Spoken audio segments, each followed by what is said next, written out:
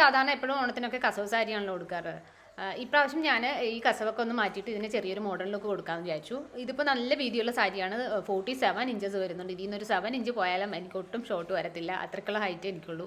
അപ്പോൾ ഞാൻ ഇതിൻ്റെ ഈ ഒരു പല്ലുവിൻ്റെ ആ ബോർഡറും അതുപോലെ സൈഡിൽ നിന്നുള്ള 2 ബോർഡറും വെട്ടി കളയുന്നുണ്ട്.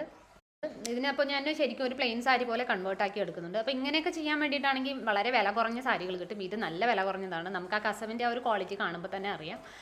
നല്ല റേറ്റ് കുറഞ്ഞതാണ്, റേറ്റ് എനിക്ക് ഓർക്കുന്നില്ല. പിന്നെ ഈ സൈഡിലെ ബോർഡർ മുറിച്ചെടുക്കാൻ വേണ്ടിയിട്ട് ഞാൻ സാരി ഒരു 3-4 മടക്കിയിട്ട് എല്ലാം കൂടി ഒറ്റ സ്ട്രെച്ചിൽ പിന്ന് കുത്തിയിട്ട് ഒന്നിച്ച് കട്ട് ചെയ്തെടുത്ത് കളയുക ചെയ്യുന്നത്. 2 സൈഡിലെയും ബോർഡറൊക്കെ മുറിച്ച് കളഞ്ഞിട്ട് ഞാൻ ഇതിലേക്ക് ഒരു ലേസ് അറ്റാച്ച് ചെയ്ത് കൊടുക്കുകയാണ്. നമ്മൾ ഈ പോം ലേസില്ലേ, അതിലൊരു പിങ്ക് കളറാണ് ഞാൻ എടുത്തിരിക്കുന്നത്.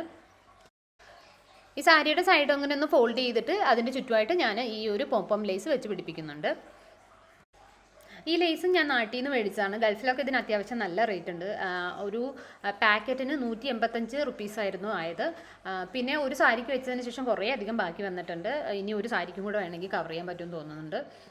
സാധാരണ നമ്മൾ സാരിക്ക് ബോർഡർ ഫിറ്റ് ചെയ്യുന്ന ആ ഭാഗങ്ങളിലൊക്കെ ഇത് ഞാൻ അങ്ങനെ ഫിറ്റ് ചെയ്തെടുത്തിട്ടുണ്ട്. അപ്പോൾ നമ്മുടെ പോം സാരി ഇവിടെ റെഡി ആയിട്ടുണ്ട്.